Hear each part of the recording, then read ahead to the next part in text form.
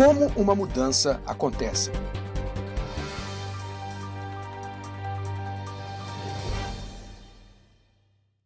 Se você considerar a dinâmica da mudança, você vai notar que toda mudança segue duas etapas principais. Isso mesmo. Se olharmos de maneira simplificada, toda mudança que acontece segue um processo de 2 passos. Quer se trate de um corte de cabelo, um novo emprego, divórcio ou perder peso, ou até uma guerra que explode entre 2 países, esses mesmos 2 passos sempre se aplicam. Por que é importante você saber isso? Se você entender esse processo de 2 passos que provocam toda e qualquer mudança, então você estará mais capacitado para efetuar a mudança que você quiser na sua vida. E você também vai entender o porquê, às vezes, a mudança que você diz que quer tanto não está acontecendo para você. Então, quais são esses 2 passos? Vamos olhar um de cada vez.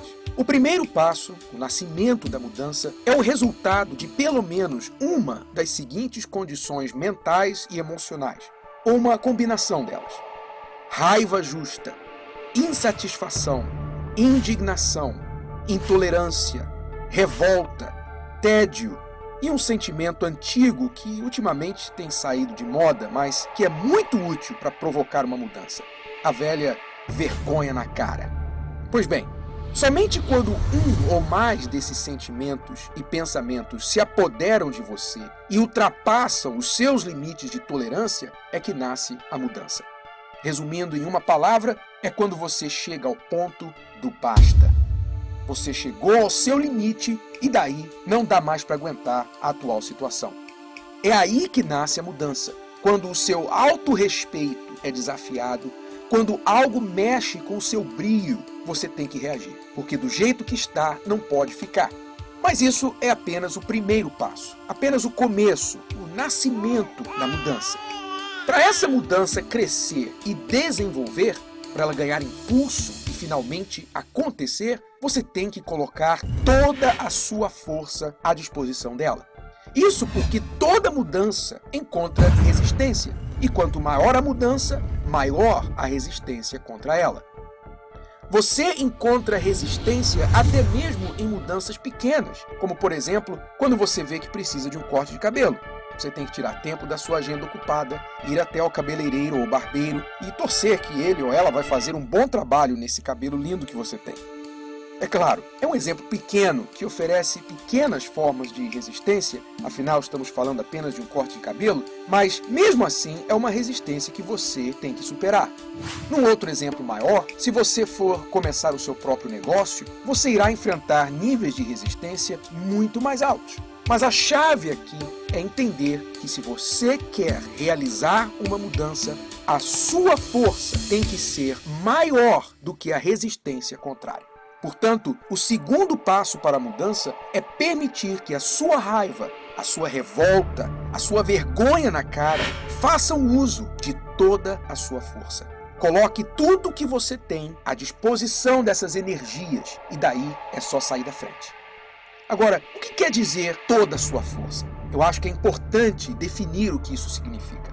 Para mim, toda a força quer dizer o uso total e em conjunto de todas as seguintes fontes de força que nós temos. Primeiro, o nosso espírito.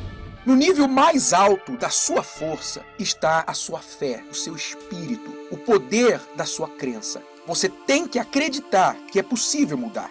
Há situações em que a mudança parece tão impossível que você vai precisar mesmo de um milagre. E é aí que entra o poder da fé, o poder da oração, naquelas situações em que não há nada que você possa humanamente fazer. Mary, a rainha da Escócia, disse uma vez: "Eu temo mais um homem de joelhos do que um exército de 10.000 soldados armados." Há poder na oração. Se você ainda não sabe usá-lo, procure saber, experimente, você vai se surpreender. Tempo. Você tem que dedicar o seu tempo à mudança. Você tem que gerenciar o seu tempo e não ceder às distrações. Você tem que manter o foco naquilo que você quer. A sua mente, quer dizer, as suas ideias. Você tem que gerar ideias. Você tem que sempre se perguntar: o que eu posso fazer para causar essa mudança que eu quero? Sua mente deve estar totalmente ocupada com pensamentos sobre aquela mudança tão desejada. O seu corpo. Isso se refere àqueles momentos em que você tem que arregaçar as mangas e pôr mãos à obra. Ou seja, gastar a sola do sapato. Fazer fisicamente o que você precisa fazer para realizar a mudança. É vencer a moleza e a preguiça.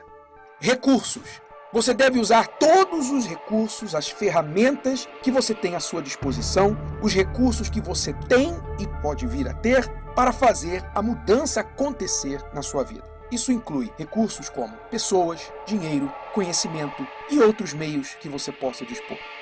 A última fonte de força é a palavra. Utilize o poder da sua palavra para falar sobre a mudança que você quer, tanto consigo mesmo quanto com os outros. Seja o profeta da mudança que você crê que vai vir. Comunique a sua visão para aqueles que você precisa que estejam a bordo desse barco com você. Confesse palavras de sucesso e nunca de derrota. Então, concluindo, você quer mesmo uma mudança? Se a resposta é sim, então permita nascer dentro de você uma raiva justa, uma revolta santa contra a sua situação e daí coloque toda a sua força, todos os seus recursos a serviço delas. Sem uma boa dose de vergonha na cara e o uso de toda a sua força, a mudança que você quer jamais irá acontecer.